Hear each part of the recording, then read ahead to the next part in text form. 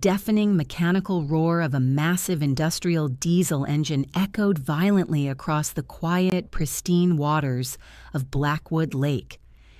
I didn't need a high-tech security system or a GPS notification to tell me my life was being destroyed.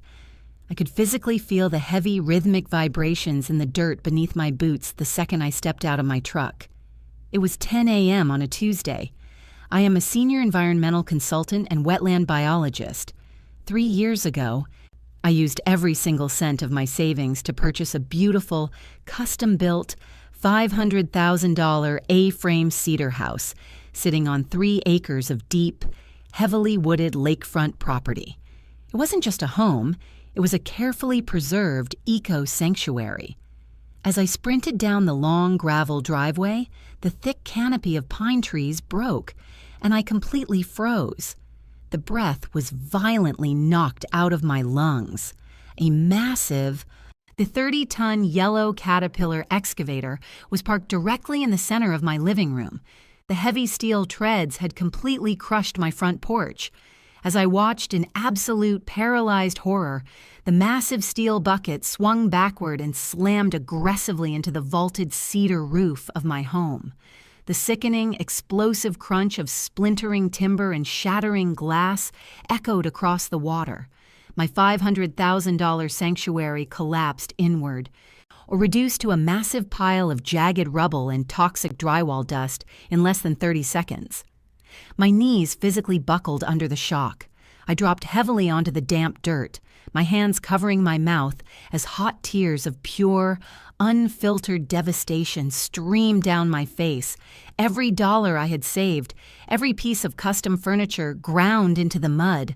But the deafening sound of the bulldozer wasn't the only noise on my property. Make sure you zoom in on her face. Oh my God, she's actually crying. I slowly turned my head. Standing less than 50 feet away, safely positioned away from the dust, were my mother, Margaret, and my father, Arthur. Standing right next to them was my 28-year-old chronically unemployed golden child brother, Derek, wearing a pastel polo shirt and designer sunglasses. Margaret was holding her gold-plated smartphone completely steady, actively recording my devastated reaction with a wide, sociopathic smile plastered across her face. I stumbled back to my feet, wiping the wet dirt and tears from my cheeks. The sheer cruelty of my own family mocking my grief acted like an injection of ice water into my veins. I walked aggressively toward them. "What are you doing?" I screamed over the roar of the diesel engine, my voice raw in agony. "That is my house. You are destroying my house." Margaret lowered the phone just enough to look me in the eye, her voice dripping with venomous, unbothered arrogance. "It's your brother's land now, loser. Go rent a room." Margaret smirked loudly, projecting her voice so the private demolition crew operating the excavator could hear her. Derek took a casual sip from a Yeti thermos, gesturing vaguely toward the massive pile of splintered cedar that used to be my kitchen. "The A-frame was incredibly outdated, Harper," Derek scoffed, completely devoid of any guilt. "I'm having the crew clear the entire lot today. I'm bringing in an architect next week to build a massive modern concrete lake mansion. It's going to have a sick infinity pool and a private dock for my boat. You weren't even using the land right. You just let weeds grow everywhere." "You don't own this land," I yelled, my heart hammering violently against my ribs. "I hold the deed.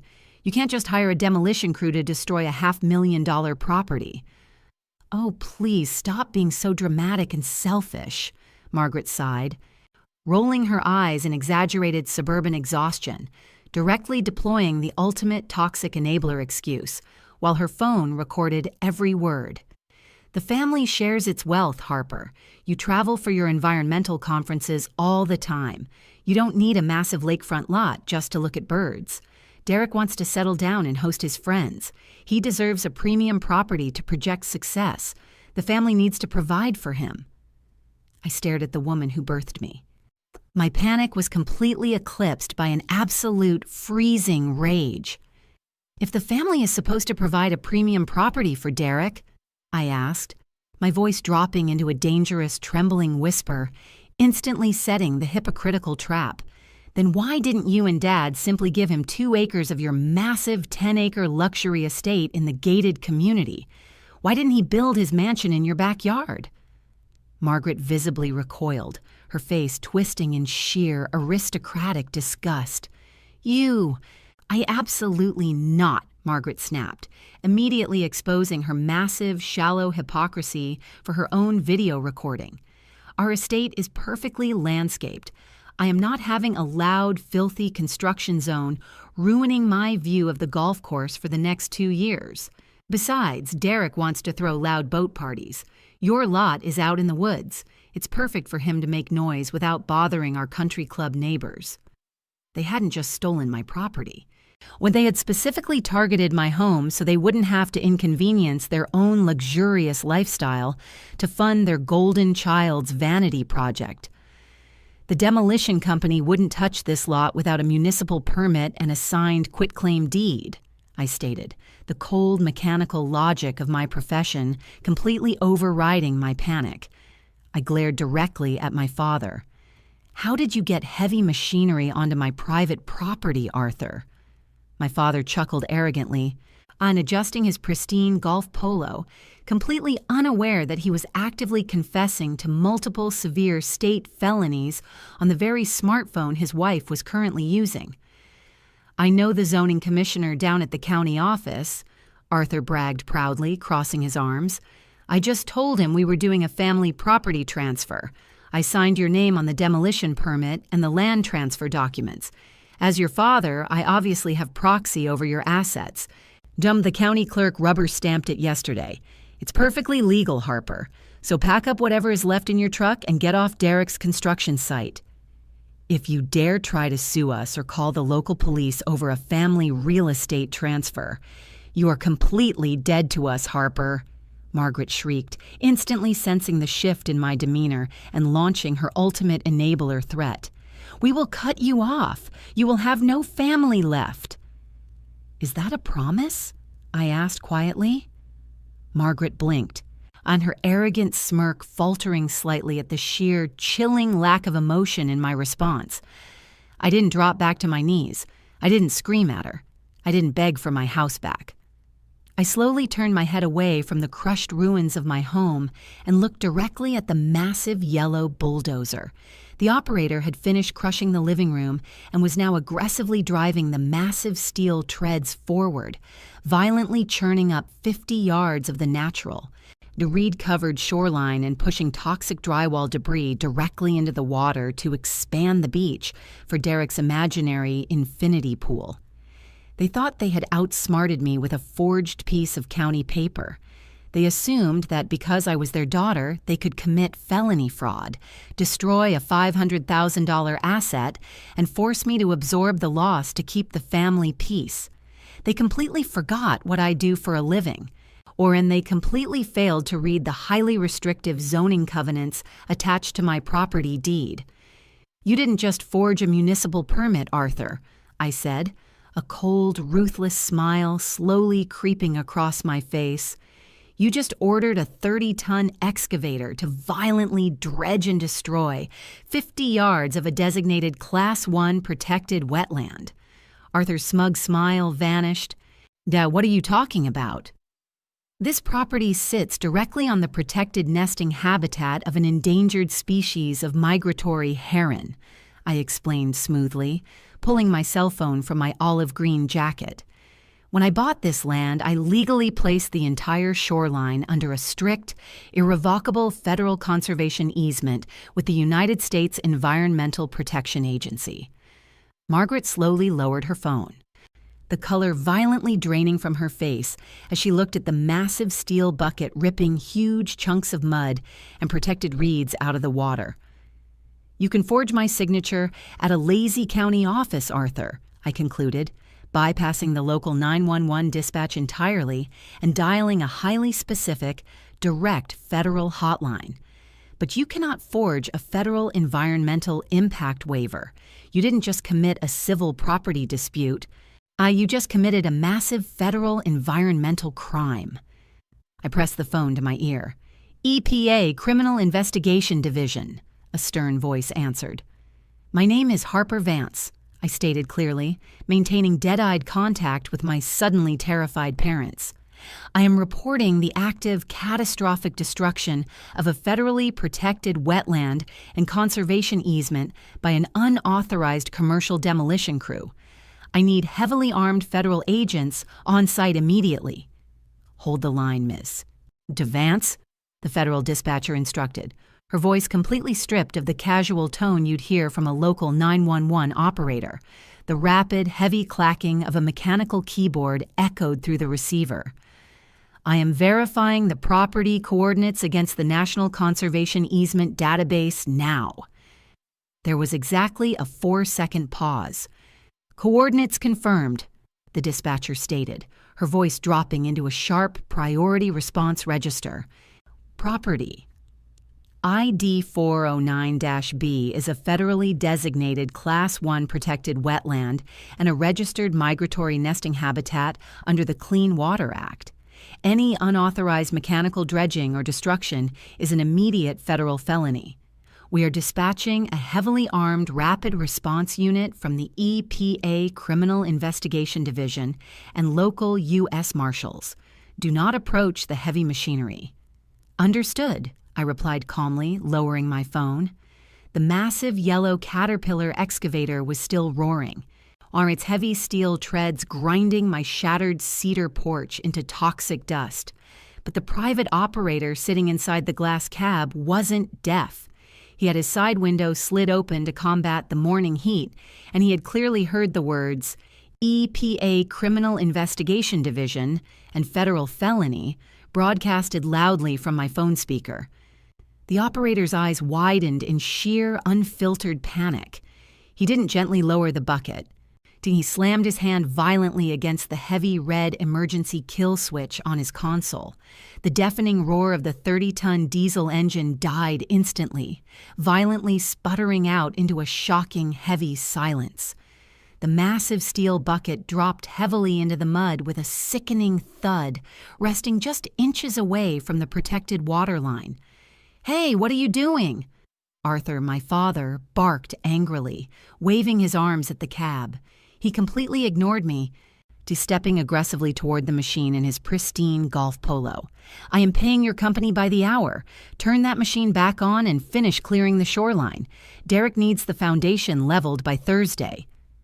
The operator aggressively kicked the heavy cab door open and practically fell out of the machine, his face completely pale under his hard hat. "Are you insane, man?" the operator screamed, pointing a trembling, grease-stained finger directly at Arthur. "Not you told my boss this was a standard residential teardown. You gave us a signed municipal permit. If I drag a 30-ton bucket through a Class 1 federal wetland, the EPA will permanently revoke my commercial license, confiscate a $500,000 machine, and throw me in federal prison. I'm not touching another inch of this dirt." The operator didn't wait for an argument. He grabbed his lunch cooler, sprinted up my ruined driveway, and abandoned the massive yellow machine entirely. Derek scoffed loudly, taking another arrogant sip from his expensive Yeti thermos. He adjusted his designer sunglasses, completely unfazed by the operator's terror. "Wow, what a drama queen," Derek muttered, shaking his head. He looked at my father. "Dad, just call your buddy at the zoning office and get another crew out here tomorrow. This guy is useless." Margaret, my mother, finally lowered her gold-plated smartphone. The smug and sociopathic smile she had worn while recording my tears had faltered slightly, but her thick armor of suburban entitlement remained entirely intact. She genuinely believed that her family's wealth and status made them completely immune to the consequences of the law. "Harper, stop throwing a childish tantrum." Margaret sighed heavily, smoothing out her expensive designer coat as she stepped over a shattered piece of my roof. "You are just trying to scare us. The federal government doesn't care about a stupid patch of weeds and a few birds. Arthur will call the mayor this afternoon. We will gladly write a check to the city for a little landscaping fine. The family has plenty of money, Derek is building his infinity pool here, and that is final." "You can't write a check to the city, Margaret," I noted quietly, crossing my arms over my olive green canvas jacket. I was completely numb to the destruction of my home, running purely on the cold, or calculating adrenaline of a professional biologist watching a poacher step into a steel trap. Because the city doesn't own the water rights. The United States government does. "Oh, please, who do you think you're talking to?" Arthur shouted, his face flushing bright red with patriarchal rage. "I am a senior partner at my firm. I am friends with the county judge.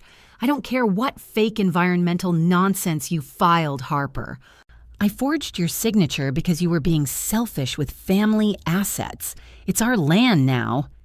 He had just loudly, proudly confessed to felony forgery and fraud on a property deed, standing directly in front of the active camera his wife was still holding. "I'll remember you said that," I replied evenly. The heavy, rhythmic crunch of tires on gravel interrupted Arthur's next threat. It wasn't a local, friendly county sheriff pulling into my driveway. It was 3 massive, completely blacked out, unmarked Chevy Tahoe Interceptors. They didn't park politely.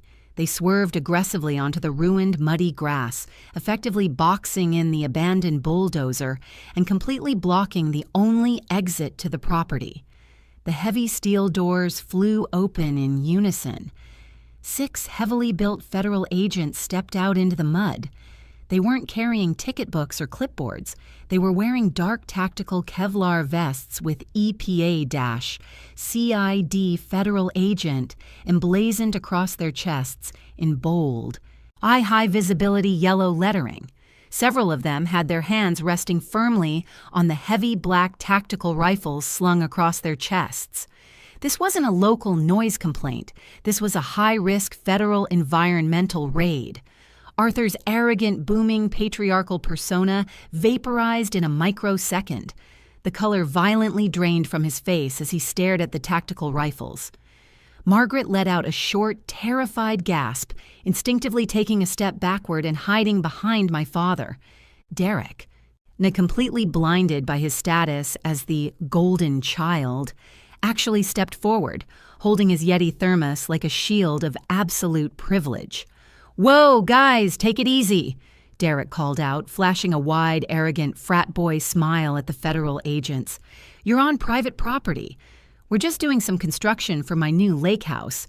My dad is friends with the zoning commissioner, so if there's a permit issue, we can just clear it up with a phone call." The lead agent, a massive, our veteran federal investigator with sharp, uncompromising eyes, didn't smile back.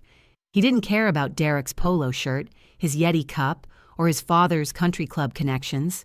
He looked past Derek, his eyes locking directly onto the massive pile of toxic drywall dust and the deep, jagged mechanical trenches the bulldozer had just ripped through the protected shoreline reeds. "Private property," the lead agent scoffed, his deep voice carrying a terrifying, absolute authority that completely silenced the lakefront. He stepped aggressively toward Derek. "Son, you are standing on a federally registered biological sanctuary. You just authorized the mechanical dredging of a protected migratory habitat." "It's just a few weeds," Margaret shrieked from behind my father, her suburban entitlement desperately trying to fight off her rising panic. "We are going to pay the city a fine. The family shares its wealth. Well, we just wanted to build a pool." The lead agent stopped exactly 2 feet in front of my father. He didn't yell. He didn't need to. The sheer weight of the federal penal code did the talking for him. "Ma'am, the fine for the unauthorized destruction of a Class 1 wetland under the Federal Clean Water Act isn't paid to the city," the lead agent stated smoothly. "The statutory penalty is exactly $50,000 per day, per violation." Arthur's knees visibly buckled. "What, 50,000? And considering you destroyed a $500,000 structure to illegally access the water line," the agent continued, his eyes hardening into pure ice, You aren't just looking at bankruptcy. You are looking at a minimum of 10 years in a federal penitentiary for environmental terrorism and conspiracy to commit real estate fraud. The sheer suffocating weight of the phrase 10 years in a federal penitentiary hung heavily in the freezing morning air, instantly silencing the morning breeze coming off Blackwood Lake. Arthur's deep, booming patriarch voice vanished completely.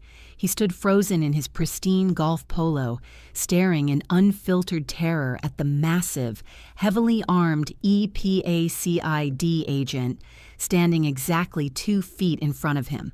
The terrifying reality that his country club connections and his friendship with the local county judge were completely useless against federal law enforcement violently crashed down on him. Federal penitentiary? Arthur stammered, his voice a thin, high-pitched croak of absolute panic.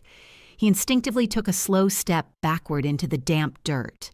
Officer, listen to me. There is a massive misunderstanding here. I am a senior partner at my firm. I didn't commit environmental terrorism. Harper is my daughter. We are family. This is a simple property dispute over a $500,000 house.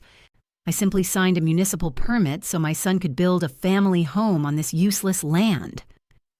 A municipal permit obtained through felony forgery is null and void, sir, the lead agent replied smoothly, his tone entirely devoid of any sympathy. He didn't care about Arthur's firm or his golf polo, and a $500,000 structure sitting directly on a Class 1 federal conservation easement is legally classified as an integrated ecological barrier. Well, by crushing that structure and dragging toxic drywall debris and treated cedar directly into protected migratory waters, you have executed an unauthorized catastrophic industrial spill. We don't negotiate property disputes. We enforce the Clean Water Act. Derek, the 28-year-old arrogant golden child, completely panicked. The illusion of his free, luxurious infinity pool and private boat dock vaporized in a microsecond, replaced by the crushing reality of federal prison. And he didn't stand by his father. He didn't try to defend the family. He instantly activated his deeply ingrained survival instinct, absolute cowardly betrayal. I didn't do it. I didn't sign anything, Derek shrieked, his voice cracking violently as he dropped his expensive Yeti thermos into the mud, holding both of his hands high in the air in pathetic surrender. He wildly pointed a trembling finger directly at his own parents. It was his idea. Dad forged her signature on the demolition permit. Mom paid the bulldozer company in cash. I just wanted a house. I didn't tell them to destroy a federal wetland. They did it. Arrest them.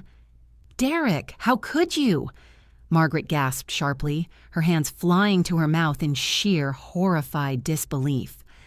The suburban matriarch had just been violently thrown under the bus by the very son she had committed a felony to spoil. Shut up, Mom. I'm not going to a federal prison for a stupid patch of weeds, Derek wailed hysterically, taking 3 rapid, frantic steps backward, physically distancing himself from the catastrophic legal liability of his own parents. He's lying. He begged us for this property. He said her house was outdated and he needed it to project success, Margaret shrieked, completely abandoning her dignified posture. She aggressively pointed her gold-plated smartphone at Derek. The family shares its wealth, but we did this for you, Derek. You ungrateful brat. Well, we destroyed her house for you. And you successfully documented the entire conspiracy on high-definition video, Margaret, I noted cleanly, my voice cutting through the screaming. I pointed directly at the gold-plated smartphone gripped tightly in my mother's trembling hand. The lead agent's sharp eyes instantly locked onto the device. Margaret froze. The color violently drained from her face, leaving her looking physically ill beneath her expensive designer coat. The smug, sociopathic smile she had worn while recording my devastating breakdown was completely obliterated. She looked down at the bright screen of her smartphone. The red recording dot was still actively pulsing. She had literally just filmed her husband confessing to real estate fraud and herself confessing to funding an environmental crime on a highly restricted Federal Reserve. Pure, irrational panic took over her brain. She assumed the federal legal system operated like a deleted social media post. She assumed that if she just got rid of the video, the federal agents would simply have to walk away and apologize for the misunderstanding. Margaret's thumb scrambled frantically across the glass screen, desperately trying to swipe up, close the camera app, and hit the delete button. "No, I didn't. I didn't record anything," Margaret wailed loudly, her fingers fumbling over the glass. "It's a family dispute. The video is gone. There's no proof. You can't arrest us without proof. Harper is just being a selfish, vindictive liar." The lead agent didn't shout a warning. He didn't ask her politely to hand over the phone. Federal law enforcement does not tolerate the active destruction of digital evidence during a high-risk felony investigation. "Drop the device!" the lead agent roared, his deep voice completely overpowering the entire lakefront. Before Margaret could even process the command, a second, the heavily built EPACID agent closed the distance in 2 rapid, aggressive strides. His heavy tactical boots crunched loudly in the mud. He didn't hesitate. He forcefully grabbed Margaret's right wrist, violently wrenching her arm downward and twisting it firmly behind her back. "No, Arthur, do something. He's hurting me." Margaret screamed in absolute terror, the gold-plated smartphone slipping from her fingers and landing softly in the damp grass, the screen still glowing brightly. The heavy, or metallic clatter of steel handcuffs unspooling from a tactical belt echoed sharply across the ruined property. The agent forcefully grabbed her left wrist, crossing them tightly together at the small of her back over her expensive designer coat, and secured them with freezing steel. The ratcheting click of the metal teeth engaging was deafening. "You are under arrest for conspiracy to commit felony environmental destruction, real estate fraud, and the active attempted destruction of federal evidence," the agent announced cleanly, perfectly executing the exact punishment the law demanded. "Margaret!" Arthur shouted, his booming patriarchal voice shattering completely into a frantic, high-pitched sob. He instinctively took a step toward his wife, raising his hands. "Officers, please, she is 60 years old. We are a wealthy family. We will write a massive check right now to fix the weeds. Just tell us how much the federal government wants. We will pay it." "Sir, place your hands behind your back," the lead agent commanded sharply, his hand dropping heavily to his utility belt. "You cannot bribe your way out of a Clean Water Act violation." "No, wait, I have connections. I know the county judge." Arthur stammered wildly, his eyes wide with unfiltered panic as the lead agent forcefully turned him around. He desperately looked over his shoulder at me. The arrogant, or booming father who had threatened to cut me off from the family 20 minutes ago was completely, irrevocably broken. "Harper, please," Arthur whispered, his voice trembling violently as the heavy steel cuffs ratcheted tightly around his wrists, binding his hands securely behind his back. "Tell them it was a misunderstanding. Tell them I had your permission to sign the demolition permit. Tell them you wanted the A-frame torn down. If I get charged with federal fraud, I will lose my senior partnership. I will be disbarred. We will lose our entire estate to the fines. Please, we are your family." I didn't drop to my knees in tears. I didn't scream at him. I simply stood powerfully in my olive green canvas jacket, staring at the 30-ton excavator sitting in the ruins of my $500,000 sanctuary.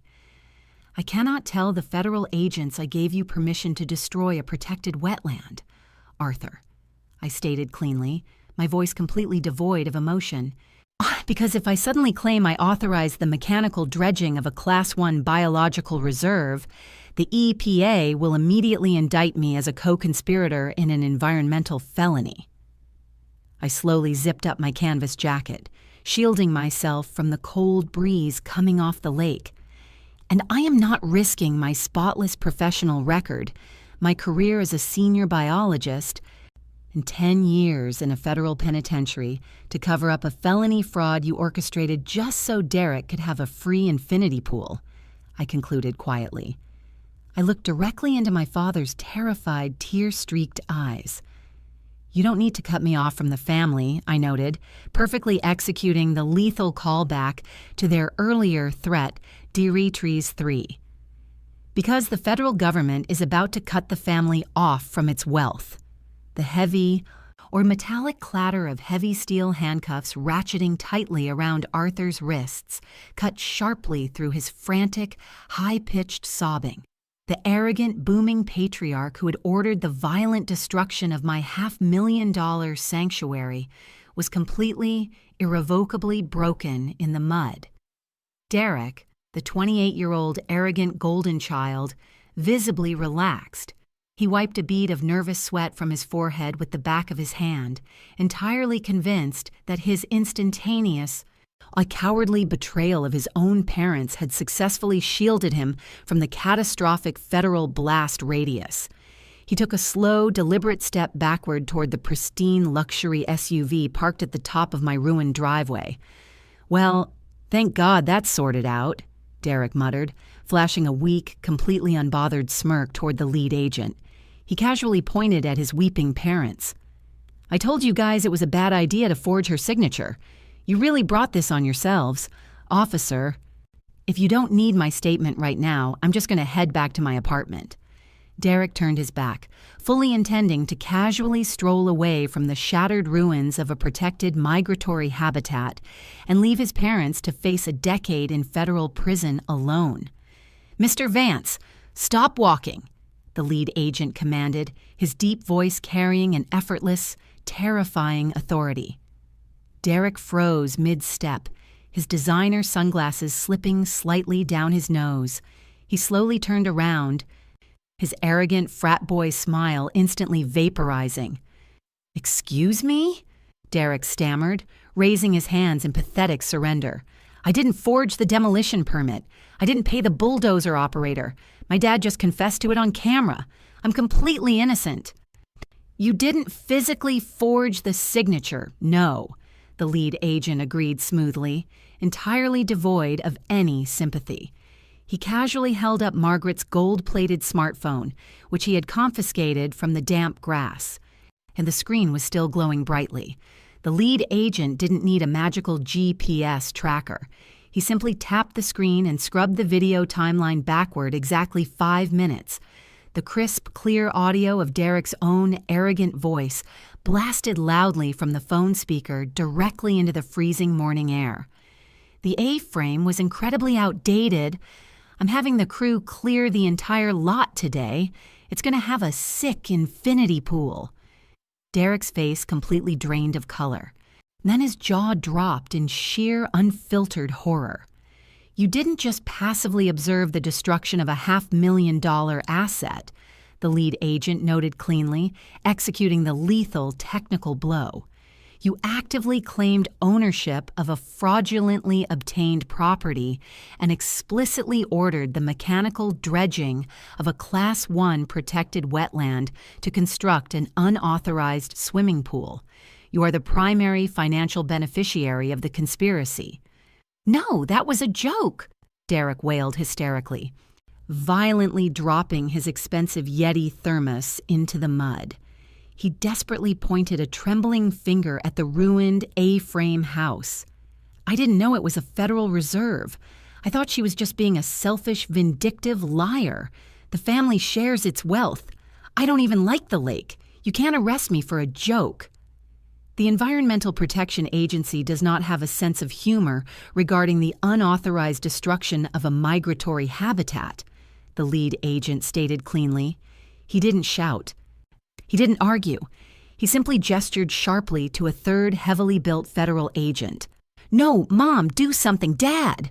Derek shrieked in absolute terror, wildly twisting his torso as the massive federal agent forcefully grabbed his right arm, violently wrenching it firmly behind his back over his expensive pastel polo shirt. Margaret and Arthur stood completely frozen in their own heavy steel handcuffs, openly sobbing in the mud, entirely powerless to stop the federal justice system from swallowing their precious golden child whole. The heavy metallic clatter of a third pair of steel handcuffs unspooling into the air was deafening. The agent forcefully grabbed Derek's left wrist, crossing them tightly together at the small of his back, and secured them with freezing steel. The ratcheting click of the metal teeth engaging finalized his total social destruction. Or you are under arrest for conspiracy to commit environmental terrorism, accessory to real estate fraud, and the active solicitation of habitat destruction, the agent announced, explicitly executing the exact punishment the law demanded.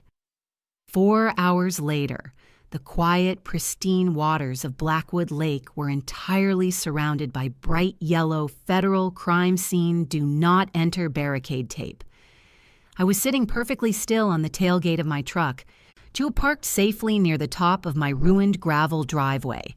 My heavy olive green waxed canvas jacket shielded me from the cold breeze. I was holding a hot cup of coffee a federal marshal had kindly handed me. I didn't cry for my destroyed home anymore. I was already mentally drafting the massive civil lawsuit I was going to drop on my parents' 10-acre estate. My cell phone, resting face up on the metal tailgate, abruptly began vibrating violently. The harsh, uninvasive buzzing shattered the quiet of my temporary sanctuary. The caller ID flashed brightly, Federal Detention Center, inmate call. Arthur had clearly utilized his one guaranteed phone call from the holding cell at the federal intake facility before his phone was permanently confiscated for digital forensic extraction. I hit the green accept button, put the phone on speaker, and laid it flat next to my coffee cup. Harper! Arthur's booming patriarch voice echoed violently off the metal of my truck. It wasn't confident. It was thin, frantic, and vibrating with an unfiltered panic. The background noise on his end was the chaotic, echoing chatter of a heavily secured federal processing lobby. "Are you insane?" Arthur bellowed into the microphone. "I am standing at the federal precinct.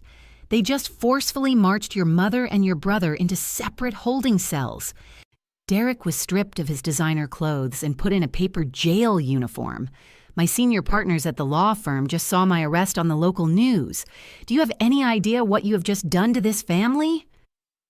"I didn't do anything to this family, Arthur," I replied smoothly, my voice entirely devoid of emotion. I took a slow sip of my coffee.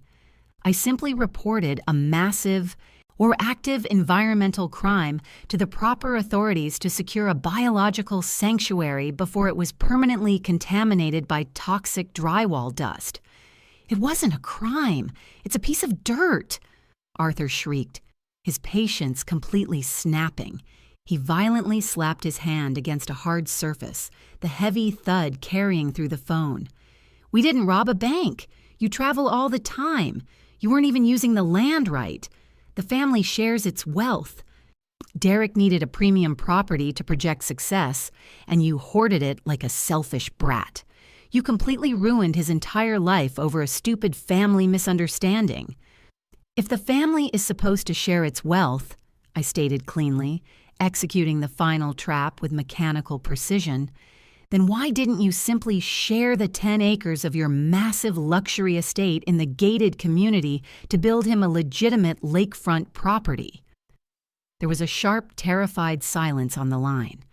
The heavy, rhythmic breathing of my father trying to process the absolute hypocrisy of his own financial priorities echoed through the speaker. I had to protect our landscaping, Harper," Arthur stammered, his voice vibrating with obvious defensive irritation. "Our estate is perfectly manicured. We couldn't afford to have a loud construction zone ruining our golf course view. Derek needed a quiet place to throw boat parties. Now we needed to project success to his friends."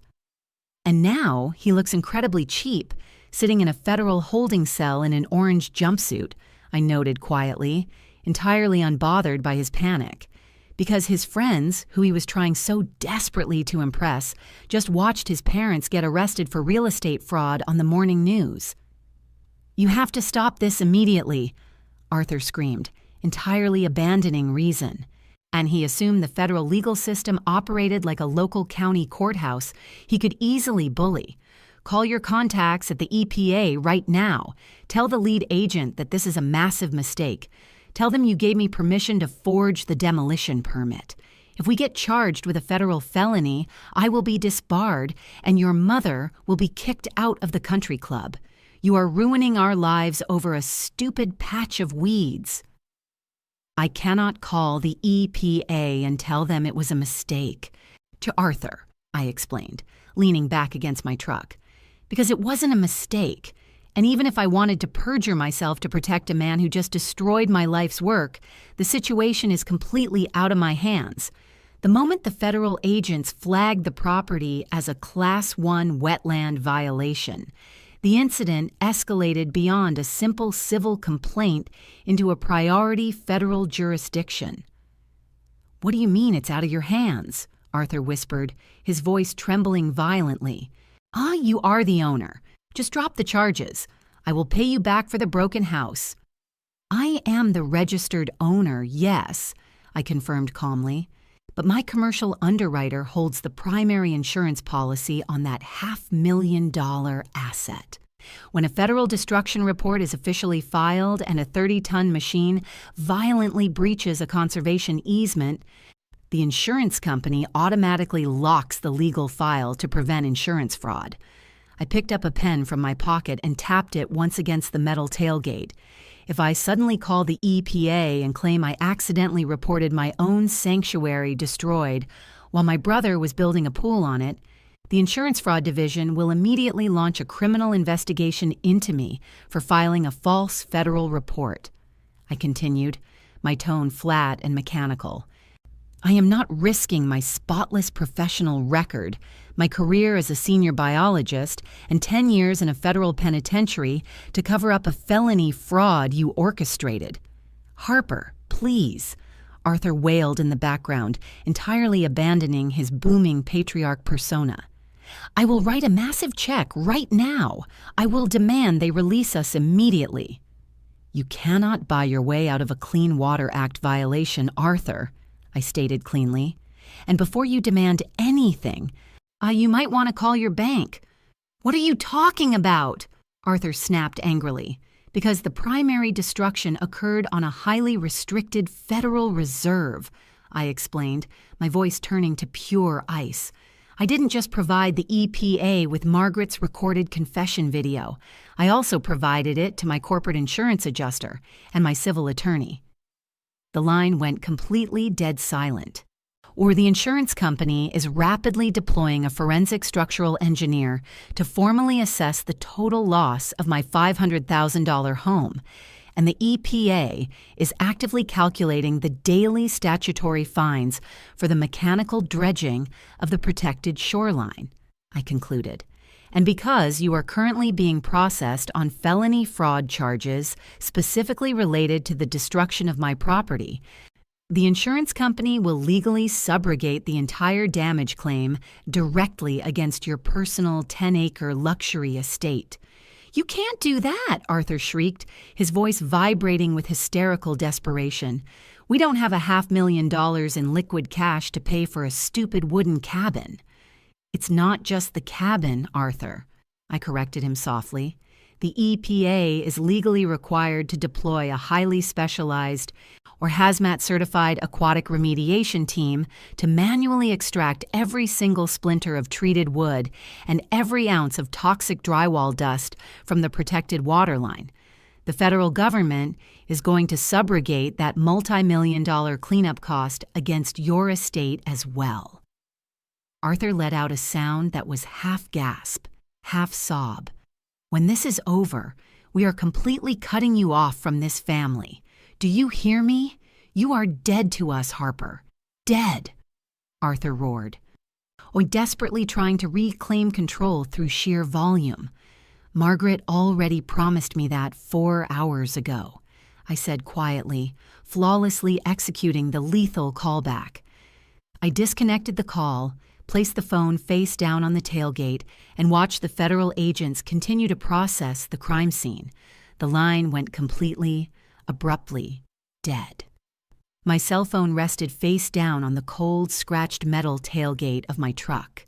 The distant, or chaotic noise of the highly secured federal detention center lobby, where my father was desperately trying to buy his way out of an environmental felony, was entirely severed from the freezing morning air of Blackwood Lake. I didn't cry for my lost sanctuary anymore. I didn't feel a single trace of guilt or regret for orchestrating their total social, financial, and legal destruction.